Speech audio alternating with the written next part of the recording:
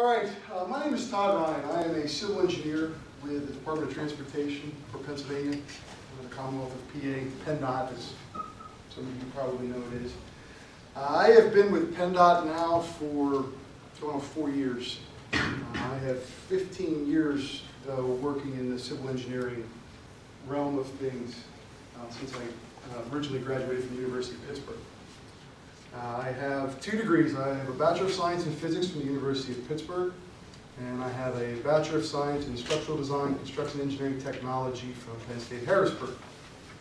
I don't know if any of you are aware, Penn State Harrisburg now offers both types of degrees. Right. They offer the SDCET degree, and then they offer a full-fledged civil engineering degree. They have moved the civil engineering with a focus on transportation and I think water resources from State College down to Capitol campus. So that's a nice, neat little thing that they've been able to do, is offer both the technology and a full-fledged civil engineering degree. The difference between the two is technology, I treat it as it's more hands-on. It's going to get you in a hands-on ready position to go out and start working on projects. The civil engineering degree is going to give you a lot of theory background. It's still going to prepare you to go out, but it's going to give you a lot more theory, where if you want to pursue your master's and PhD, that's kind of how I look at the 2 different sides of the 2 degrees that they offer. Anyways, like I said, I had 15 years of experience. I spent 4 years working for a construction contractor in New Cumberland, Pennsylvania, building bridges. I did 2 internships with him while I was at the University of Pittsburgh over my summers, and I went to work for him as soon as I got out of school. And I worked for him for 4 years, and then I decided I wanted to develop my career further. So I went to work for a consulting engineering firm performing construction management for the Commonwealth. So I worked there for almost 9 years doing construction management on highway construction, bridge projects related to the... Then I went to spend 2 years working for a small engineering firm in Middletown doing site civil land development projects. And again, I wanted to advance my career and try something a little new. This was completely different than anything I was used to, but it was a lot of fun. You got to see Walmarts, Rite Aids, large warehouse facilities be constructed, as well as do the site civil land development with the water, stormwater stuff, the driveways, the parking lots, and everything like that. And then I went to work for a larger private firm in Mechanicsburg for 2 more years doing bridge safety inspections. I had to get back to my structural roots, and I started doing bridge safety inspections for 2 years. That's one of the main focuses on structures nowadays is the National Bridge Inspection Standards. The Commonwealth, we own over 25,000 bridges, and they have to be inspected every 2 years, as well as load rated. What I mean by load rated, they have to have their structural capacity determined as to whether or not you can travel over it with tractor trailers, triaxle dump trucks, or passenger cars. After that, I decided to come to the Commonwealth. My father had worked for the Commonwealth for 35 years. I didn't want to go work for the Commonwealth while he was there. I wanted to set my own reputation and not try to follow my dad's footsteps. So when he retired, an opportunity came up to go work in the bridge unit at the Commonwealth, and I jumped on board. And I spent 2.5 years working in the bridge unit, but my whole life I've always had a love for railroads. I grew up around them. I had 2 grandfathers that retired from the Pennsylvania Railroad. My grandmother's farm was surrounded by the New York Central on one side and the Pennsylvania Railroad on the other side. So while we were visiting, or whenever I was up there in the summers working on the farm, the trains were always there. And I always had a passion for it. So when an opportunity came up to get into railroad engineering, I jumped at it. And I've been with the Bureau of Rail Freight at the Commonwealth for 2 years. And I'll get more into that as we move along through this, give you more of a background. So how I look at doing this presentation, I'm going to give you a background on some of the basic requirements I look at in becoming a civil engineer. Give you a background on what the Commonwealth has to offer from a civil engineering standpoint, main focus on the Department of Transportation, and then give you a little more insight into what I do as a railroad engineer. Some of the key requirements, or the basic requirements, steps to success, I like to call them, in becoming a civil engineer is, number 1 and foremost, your education. while you're in high school, some of the things you want to be focused on, if you're interested in becoming a civil engineer or an engineering program, is to get your basic math and science requirements done. And what I mean by that is getting your trigonometry, your physics, your chemistry, biology in some instances. Get those core courses done because it's going to give you a nice, well-rounded step. Get your Bachelor of Science degree in Civil Engineering, whether it's a technology degree or a full-fledged civil engineering degree. However you go about doing it, there's all kinds of ways to obtain those degrees, all kinds of universities that offer excellent programs to do that. And then once you start your civil engineering degree, you're going to focus, the first 2 years pretty much, you're going to focus on your statics and dynamics, which is an advancement of physics. You're going to get into strength of materials, some of your calculus courses, differential calculus, integral calculus, things like that. And that's your first 2 years. Then your last 2 years, you're going to focus on your core courses for civil engineering, your design courses, your background in soils, and all that stuff. One of the things that you want to try and do in your junior years, pass your fundamentals of engineering, or some of you might know it as the EIT. That's one of the first things you have to do in order to becoming a licensed engineer in any state, is you have to pass the fundamentals of engineering exam. That's an 8-hour exam broken up into 2 4-hour sessions. And in Pennsylvania, it's given at HAC. That is one of the locations. There's other locations throughout the state, but for you that are local here, it's given at HAC. You're going to take a 4-hour general session in the morning, and in the afternoon you get to focus on either general, civil, environmental, or whatever topic you choose to pick in the afternoon. And that's, like I said, it's an 8-hour exam broken up into 2 sessions. Take that as a junior, because once your degree is conferred, if you've passed it as a junior, once your degree is confirmed, they stamp that certificate and send it to you. That is key in getting that stamp the day you graduate from college. And I'll explain that in the next slide. All right, so once you've graduated, now you want to do your steps for advancement. Okay, you want to gain lots of work experience. So one of the other things you want to do while you're in college in your 4-year degree, or however it takes you 5 years, however long it takes you, is get an internship working in different civil engineering fields: construction, consulting business, private industry, fabrication, manufacturing for civil engineering. That's key. That's going to give you a lot of good work experience by the time you graduate, to give you a good idea of what you really want to try to do when you graduate. Going to work for the Commonwealth, we've got all kinds of internship programs. We've got the internship programs. We'll put an orange hat on you, put you out on a construction project. We have other internships. We will bring students into the department and have them work, and you'll do a rotation through the different areas. You'll go through highway, bridge, environmental, and construction. And you'll work in the 4 areas. You'll spend 3 weeks at each location, and then then they'll assign you to one to finish out the rest of your internship there. But other private firms and industries do internships as well. And the other key thing is try to find a paid internship. Right? You gotta want to make a little money while you're working, right? So after you do that, so then you go on and you want to become the only way to really get successful in civil engineering is to get your professional engineer's license. And that's another 8-hour exam broken up into 2 4-hour segments. Now here's where I tell you why it's key to get your EIT passed as a junior. In Pennsylvania, you have to wait 4 years after the date on your EIT certificate. So if you take it as a junior engineer's license in 2012, and you graduate as a senior in 2013, they're going to put that stamp, May 2013, on your EIT certificate or your FE certificate, which means in 2017 you can take the PE, whereas you waited to take the EIT as a senior, and you pass it. Unfortunately, the exams are sent out after you've graduated, so you won't get stamped until like October. So you'll have to wait till the following October. The PE exam is offered twice a year, once in April, once in October. You want to try and take it in April. Okay, but once you guys get to that point, you'll start to research how to do this and how to prepare for that exam. The first thing I'm trying to get you guys to do is understand civil engineering and some of the background. So after you've gone out, you've got yourself a job, you're working in the field of civil engineering, you want to do what we call career advancements. If you choose, you want to get an advanced degree, a master's degree in engineering, public administration, business administration. If you want to do the extra 2 years, go out and get a doctorate degree. I know if you want to become a teacher or a professor in engineering, you have to get the PhD in most instances.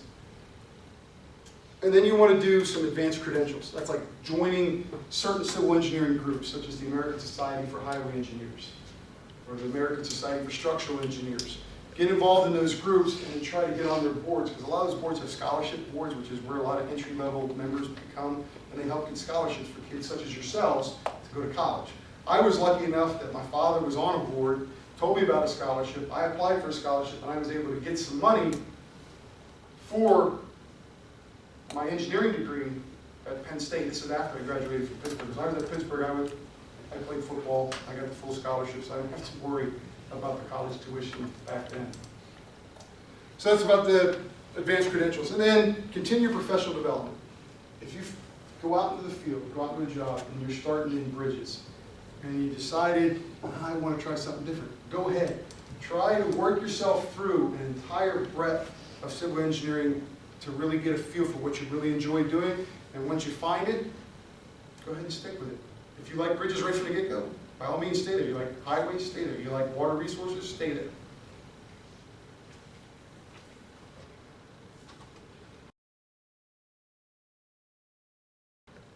The careers out there for civil engineers, I broke them down into two categories, public sector and private sector.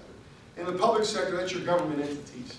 As I look at it, that's the federal government, the Federal Highway Administration, FHWA, Federal Railroad Administration. You guys, believe it or not, the Army and Navy hire civil engineers. The Army Corps of Engineers hires civil engineers. Homeland Security hires civil engineers. So you get out there and you research, you'll find out the federal government has a lot of different areas. Like in Mechanicsburg, the Navy Depot hires civil engineers to manage their infrastructure projects.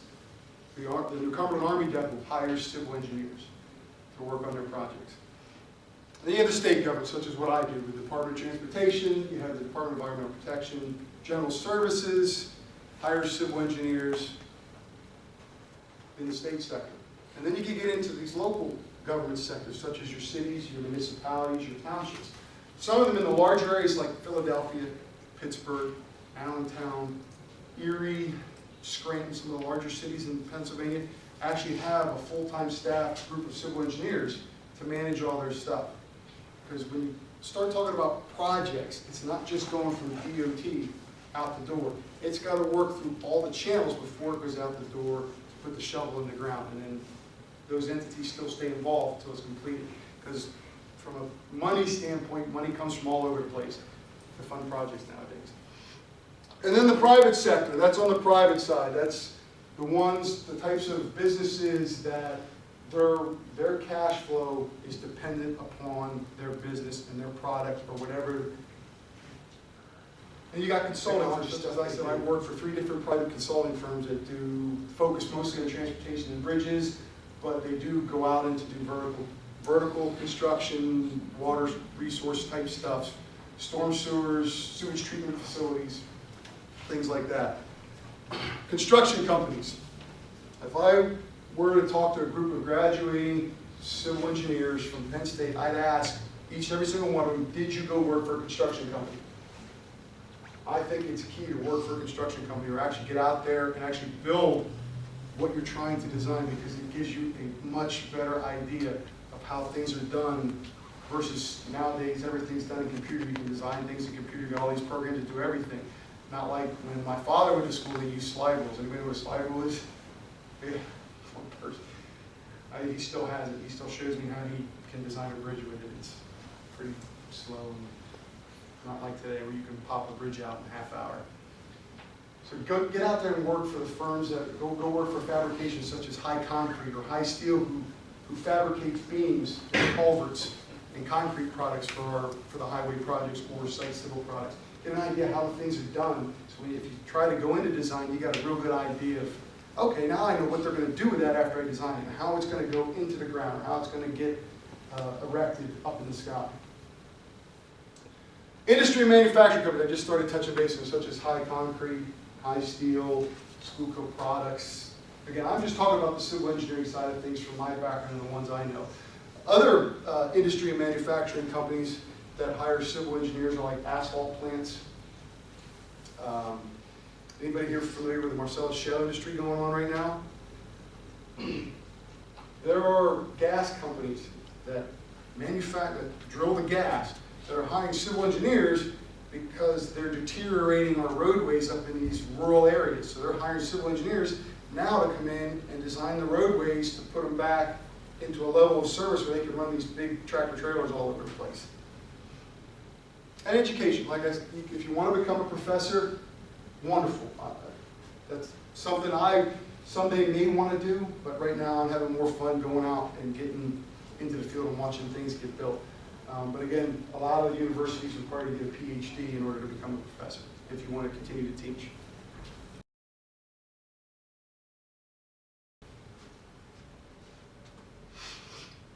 All right, now let's talk about PennDOT. Some of the primary areas of specialization at PennDOT. Construction management. That's what I do now. Even though it's from a railroad side, that's pretty much in a nutshell what I do. We have a construction unit that oversees construction management for all of our highway bridge projects in the Commonwealth.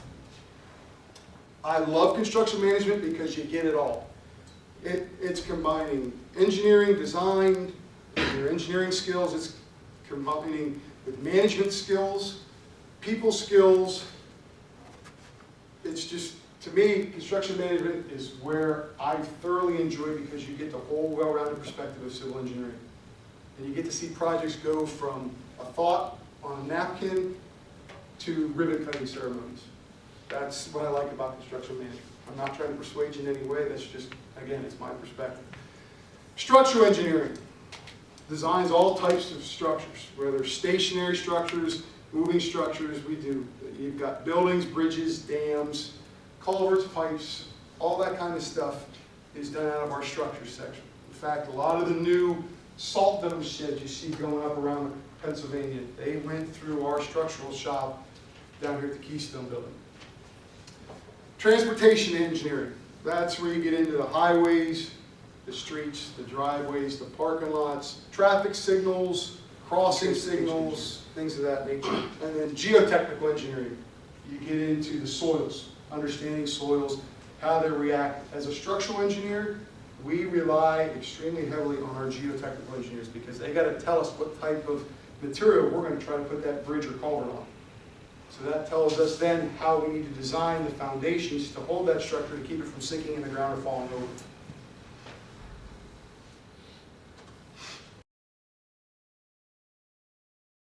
Surveying.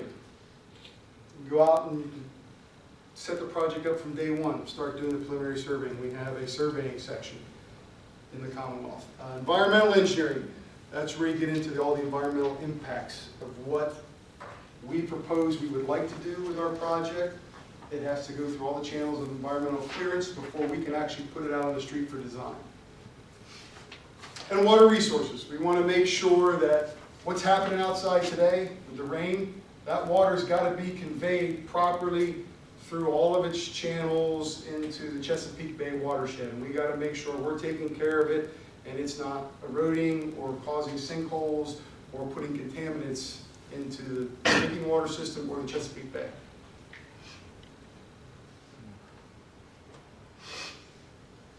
Any questions so far before I start getting into what? Yes, I do. For like construction management, what would you recommend taking, like in school, in high school and college? Well, in high school, you want to take everything I talked about, or the trigonometry, the physics, the chemistry, all that stuff. If at a technical school, I don't know if they have a building trades type of thing where you can learn to build. Like I did construction management for houses one time when I worked at that private firm. So if you're in a technical school, get into a building trade and learn how to do that. That gives you some skills to use if you have to manage a project like that. And then try to take a public speaking or like a business management type course if you've gotten elected in high school. When you get to college, your degree program is going to be set up. There's not much leeway other than a few electives. You're going to have to take public speaking. You're going to have to take a business management class. At Penn State, they offer construction management 1 and 2 as part of the construction side. The SDCET program is broken up into 3 focus areas. You can focus on construction, you can focus on structures, or you can focus on general. I focused on structures. From my perspective, me wanting to become a licensed professional engineer, structures is the way to go, because that gives you the structural background you're going to see on that exam.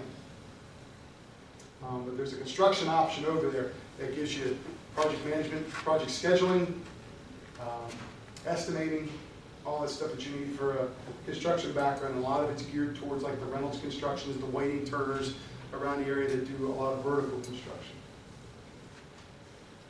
Construction management's a funny animal because to really get good at it, you've got to spend some time working it. It's not like you can go to school and, oh, okay, now I know exactly, because it's constantly changing.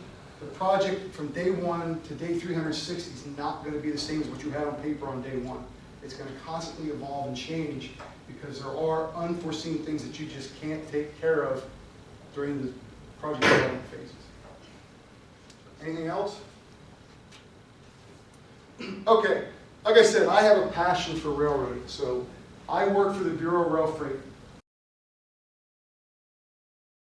in the Commonwealth of Pennsylvania. And we have a grant program that manages about $30 million worth of projects every year. We give out $30 million to our railroads that operate in Pennsylvania to help upgrade or improve their rail infrastructures. In Pennsylvania, there's over 5,600 miles of rail. That makes us the 5th largest in the country in miles of rail. Now, what the next bullet point is the key one. We have 65 operating railroads in Pennsylvania. That is the largest number of operating railroads in any state across the country. There are 7 Class 1 railroads. And what I mean by Class 1 railroads, like the Norfolk Southerns, the CSXs, the Canadian Nationals, the Canadian Pacifics, Burlington Northern, Santa Fe, the Union Pacific. They're ones, to be a Class 1, you have to haul so many tons of freight per year and generate over $400 million worth of revenue every year to be considered a Class 1. We have 4 of them operating in our state. Norfolk Southern, Canadian National, Canadian Pacific, and CSX operate. Coal is still the largest commodity in Pennsylvania, believe it or not. Even after all the mines have shut down, all the strip mining was done in the Northeast, coal is still our #1 commodity because with advanced technology, now they found out all those coal spoils they couldn't use back in the 30s, 40s, and 50s, and they just piled up and covered up with dirt and put trees on. They've now found new ways to burn it and use it as fuel. So now we're digging it back out of the ground, putting it in hopper cars, sending it to whichever Class 1, and it's going over to China and Japan to be used in the power plants. That's pretty much what's happening with that stuff. We still burn a lot of it here in the United States, but I would say 75 to 80% of the coal that we're now taking out is now going overseas. Well, it's going over to Saudi Arabia too.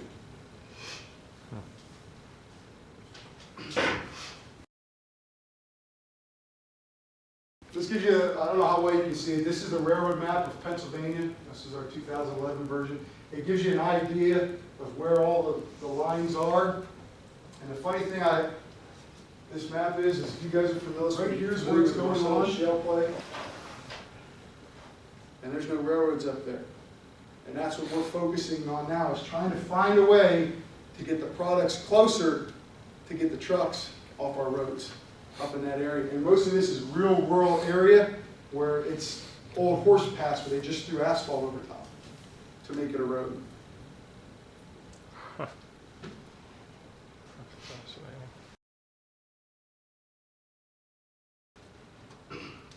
So what our bureau's compromised of is we are a very small shop. We only have 8 people. We have 3 engineers, 2 planners, 1 bureau director, and 2 grant managers. Okay, and we're comprised of 3 sections. We have our grant management section, our planning section, our engineering section. The nice thing about engineering is we are involved with the other 2. The other 2 don't get involved with us, but we have to be involved in the other 2 because we're the ones that are going to see the projects through from start to finish.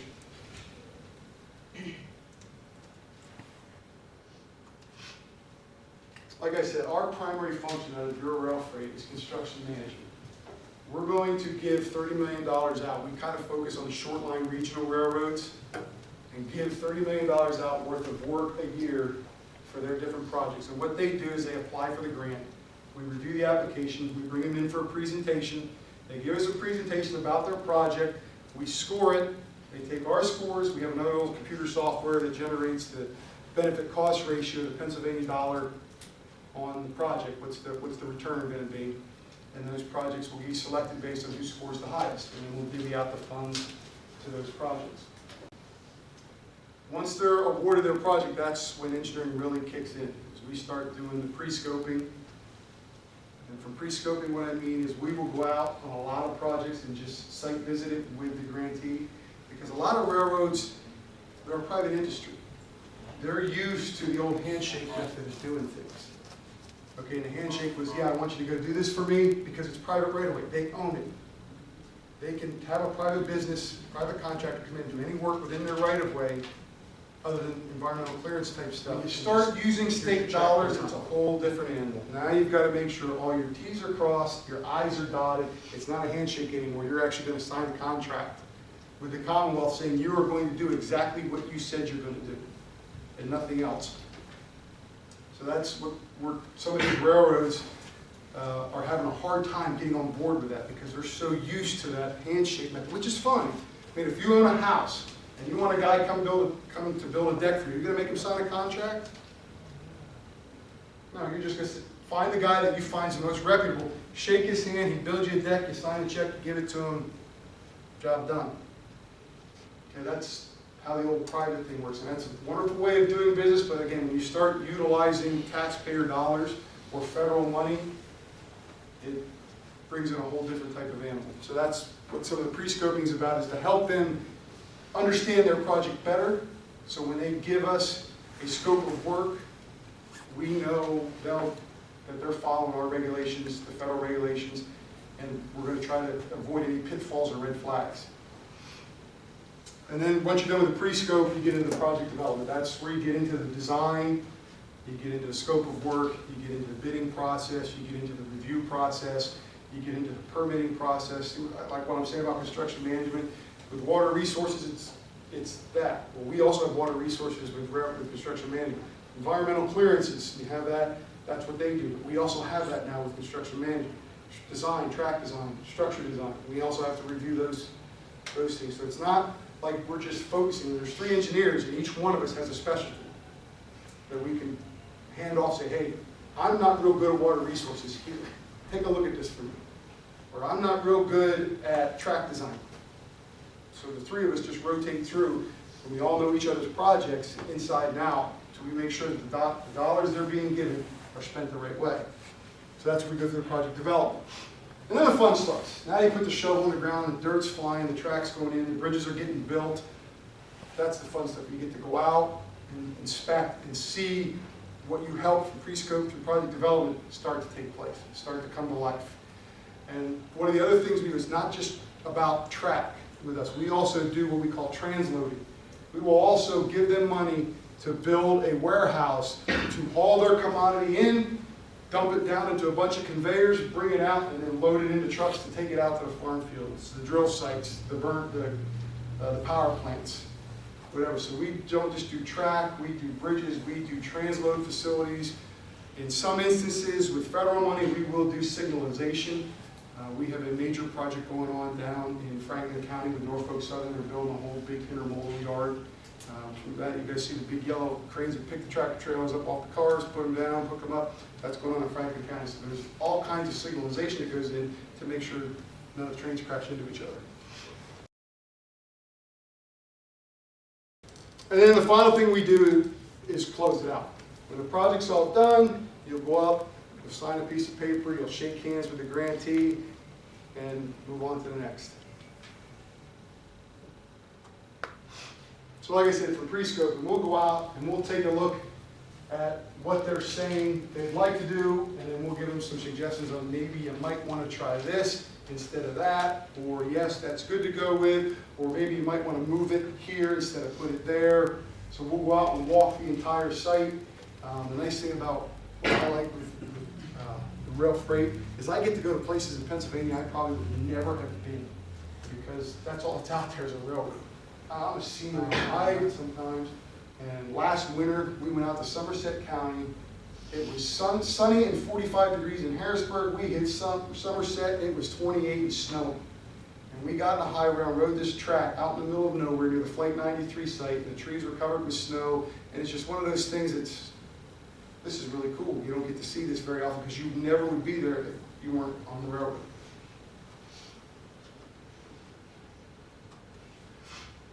And then the project development. So after we've scoped it, we want to avoid any of this. We want to avoid pitfalls, red flags, things that are just going to, the bean counters, put them in a tizzy. We want to make sure that when they develop this project, it's something that a contractor could take and say, yes, I can do that. Okay? So anybody familiar with where this is at?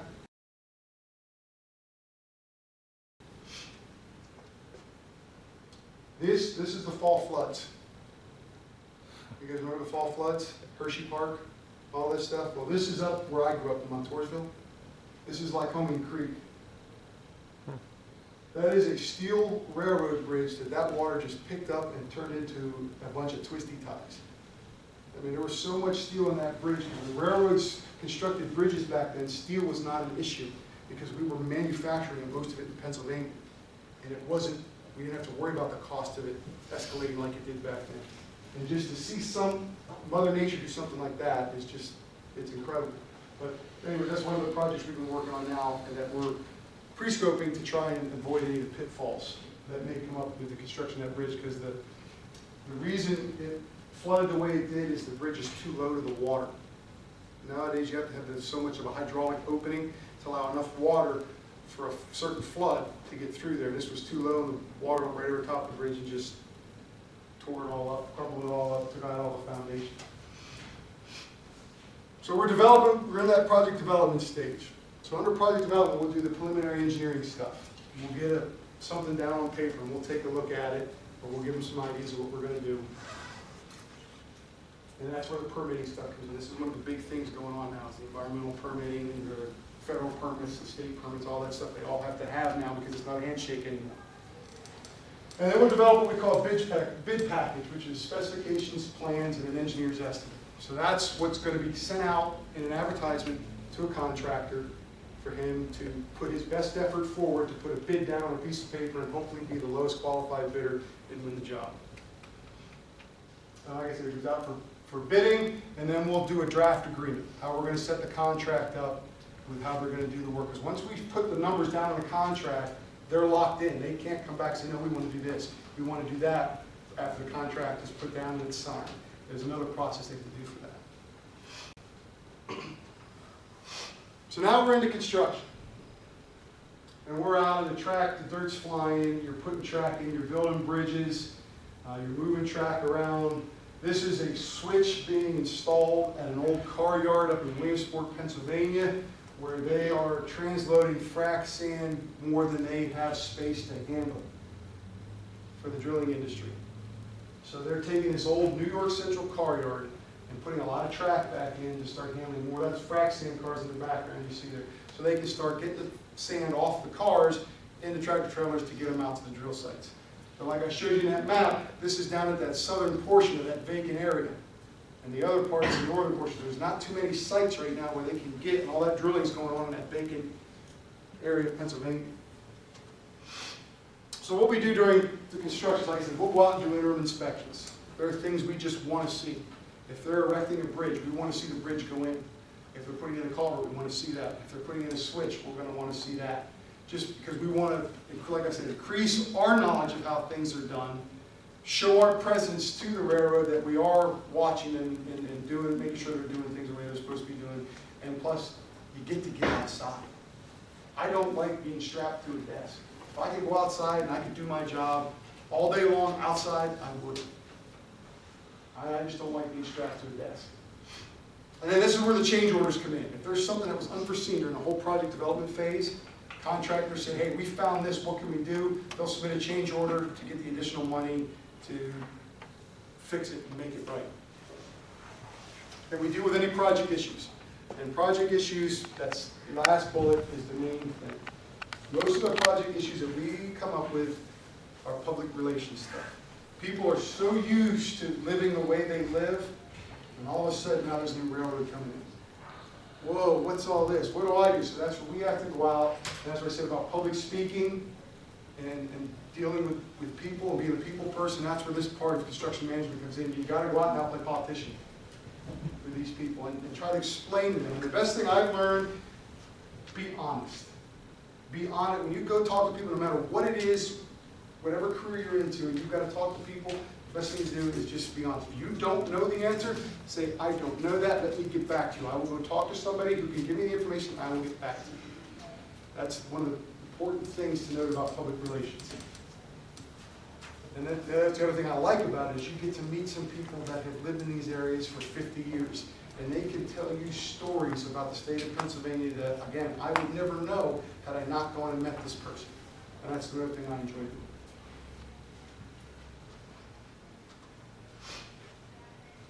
Soybean.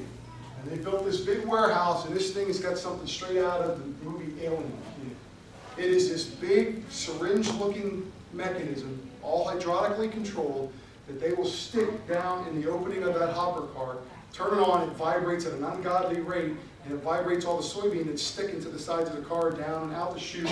It goes into a conveyor that comes out under the building, goes over here and gets loaded into trucks, and it goes out to the farmers of Lancaster County. Again, it's something I probably never would have seen if I hadn't worked in this. I never knew those kind of things existed. It's a freaky looking contraption, but it helps them unload rail cars in almost 3/4 of the time that it used to take. So now they're increasing their revenue by getting more cars in and out of their facility. And then the project closeout. When it's all said and done, this is what we want to see. We want to see that big freight train coming through on that brand new track. Instead of hauling 40 cars, now that track's good enough and he's hauling 80. This is down in Philadelphia, over that bridge going over top there is the old Tasty Cake plant down in Philadelphia. It's closed now. They've moved the Tasty Cake plant to another place. When this project started, it was still open, and it was awful work there because you smelled crumpets all day long. I mean, it just, and they would bring them out to us. And I'm glad it's closed. But this is what we want to see. We close this out. They now can haul, instead of hauling a single stack container, they now have double stack containers they can haul through here now because they've lowered the track, put in continuous welded rail, beefed up the size of the rail, and they're hauling 80 cars instead of 40 now, coming out of there double stack. And this was one of my baby projects. This is one of my favorites. You guys have any idea where that is? Out west. Nope. It's Pennsylvania. It's in Lancaster County. It's one of the only steam operating railroads in Lancaster County. It is the only steam operating railroad in Lancaster County. It's Stroudsburg. Anybody have ridden on Stroudsburg before? You guys remember the bridge you used to go across? They told you lift your feet. You don't have to lift your feet anymore. That's the brand new bridge they just put in to take that other one out. That is a precast, it's called a conspan. It's a precast, pre-stressed concrete arch that's fabricated in the shop, comes in, you set it in place, there's bolts that go through, you put it together like you put the rector set together, you backfill it, you put the rail on, and you go. And this was a big thing that I went through with this project of getting them to believe in Conspan, getting historical folks, because that's an historic railroad, to believe in putting this in. That's why the date stamp is in it, because it looks like the old date stamp from the old railroading days with a lot of public relations stuff. I didn't have to sell a railroad car. They believed in it because the old bridge was taken out, the new bridge was in, and the track was back on in 3 weeks. When a normal constructed bridge takes about a month. Took 2 months to do. So but that's, when you go down and do the project closeout, there they are running their heaviest locomotive across that new bridge. The bridge wasn't designed for steam railroading, it's designed for the new freight cars they're hauling. They're called 386K cars because the axle loadings are much heavier on the new cars versus the axle loadings of the steam locomotives, which up until 4 years ago was the standard for designing railroad bridges. It was still a steam locomotive. Now it's not. Now it's a new freight car. But that's, the gentleman at Strasburg was nice enough. I said, when you open that thing up and you run number 90 across, I want a picture. And he stood there, we were in a farm field there, he took that picture and sent it to me, and that's been my baby project for the last 2 years.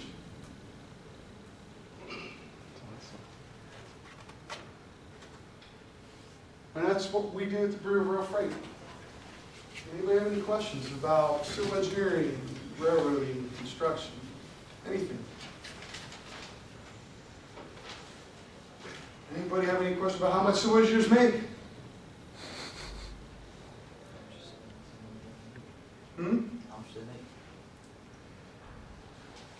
If you want to look at it from a private industry sector, they make a lot more than government people. But if you really take into account what they pay for benefits and retirement, it's pretty much a wash. Yes, their take-home paycheck from private industry is a lot bigger than mine, but in the end, it's pretty much balanced out because of they have to pay for benefits, they have to pay for their retirement, I don't have to pay for any of that work for the government. So that's one of the perks of working for the government. Average, I want to say civil engineers now going into the private sector might be around 60,000. When you go into the government sector, you might be around 50, so about $10,000 difference on average. It fluctuates. It's fluctuating so much right now because of where the industries are going. If we've got a lot of highway projects, we're going to offer more money. If we don't, like the American Investment Recovery Act that Obama released, all that money, there was a lot of money, so we got a lot of engineers to come in and we could give them a little bit more money. With budget cuts now, the hiring freeze and stuff, you know, it's like I said, it goes like it's like a roller coaster in the salary. The thing to remember about private industry is, again, you are working for your paycheck. Your job, a lot of times in private industry, you've got to go out and find more work so you can get the paycheck. In the state government, we always have our paycheck because we always have work. There's always something we can do elsewhere to keep us going. That's why it's very important for the state government right now to keep as many engineers as possible. We offer incentive packages with PennDOT. You get a $1,000 bonus for once you get your EIT certificate, and you'll get a $2,000 bonus when you get your PE license. So if you've got them both when you come in, you'll get $3,000 right off the bat. Any other questions?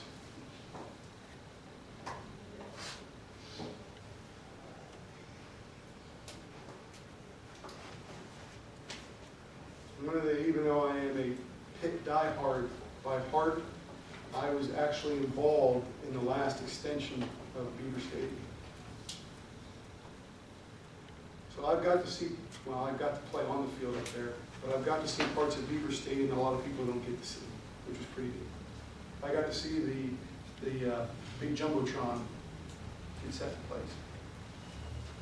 I also was involved, anybody familiar with the Little League World Series? When they expanded the facility up there at South Williamsport, I was involved in the site civil development of the 3 new fields they put in up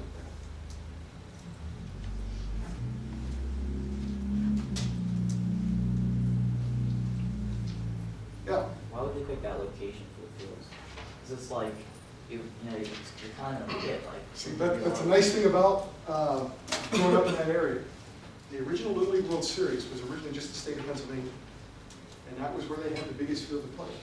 My father actually played in the original Little League World Series tournament in Pennsylvania out there in 1950-something, 51, 52, somewhere. And it started to blossom. And I forget when they expanded it to a worldwide tournament, but Like in the 70s something. somewhere in the 70s, I thought. But they had already established the headquarters of Little League in Williamsport, South Williamsport. The headquarters are right there, and they weren't interested in moving. So that's where the tournament played. I remember going to that thing as a kid and watching teams play where you could walk in the day of the championship game and just sit in the bleacher. Nowadays you have to buy tickets or you just sit in the grass and ride the cardboard down the grass and out the hill out the beach. But the stadium only can seat 2,000 people. What does it seat now? 10,000 people now? The main stadium that they play at out there. So the Little League, that's the nice thing about it. They've kept their heritage. They started in Williamsport and they're staying in Williamsport. It is so jam-crowded, packed up there during the World Series tournament, you can't get anywhere, but they're not interested in moving because they like that tradition, that heritage.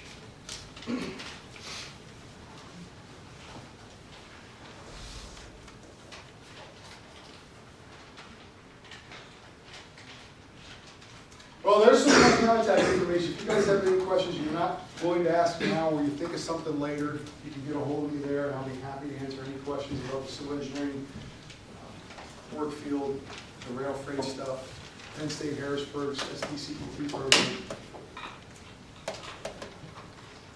I know one thing, when I passed my professional license exam, I made a point to send an email to Dr. Cicery and Dr. Chen out of Penn State, because their foundations course, his construction management course, because I took, and you take the PE, you get to focus on one of 5 subjects in the afternoon: construction, transportation, structures, water resources, and environmental. I focused on construction. I figured it out. And that foundations course, and his construction management 1 course, played a key role in me passing that exam in the afternoon. So I made a point of thanking them for structuring their courses that way.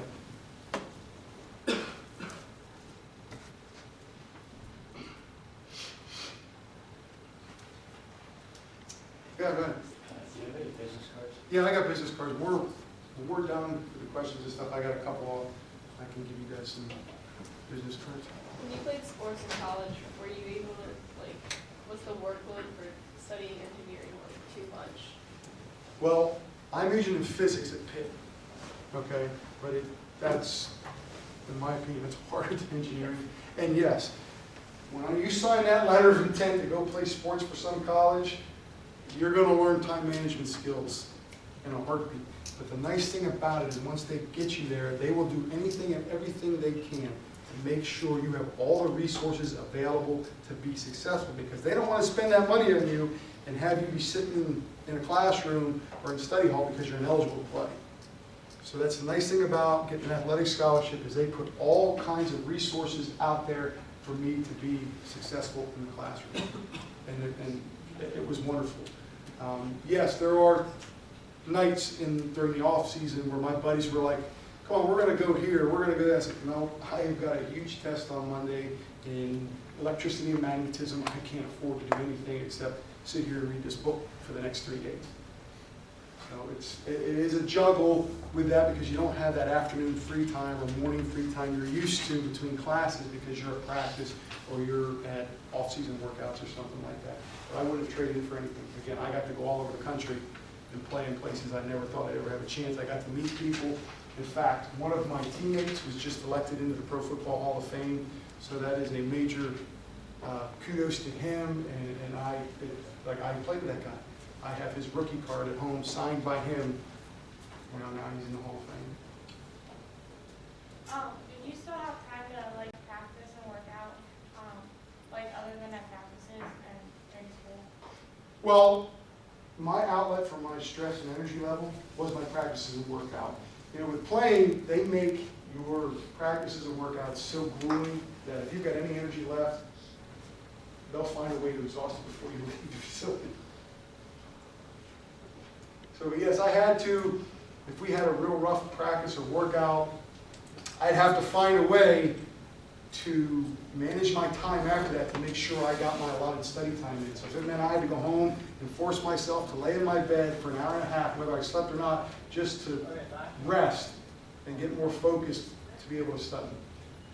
Because there are many nights you burn the candle at both ends and you're sitting there at your desk and your head's doing this kind of stuff, and you got to try to avoid that as much as possible.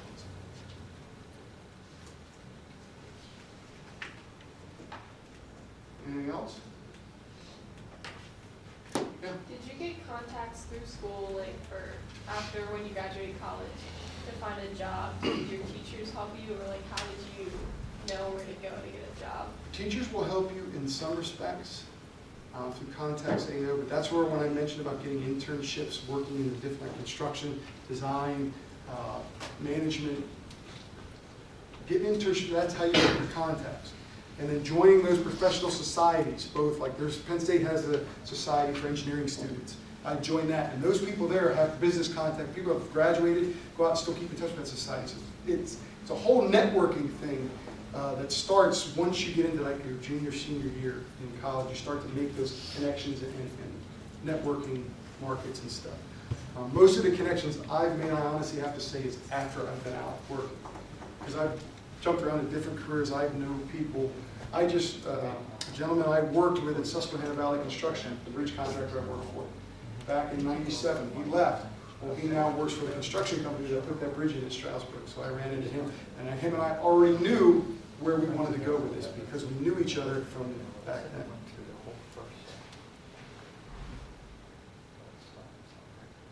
Anything else?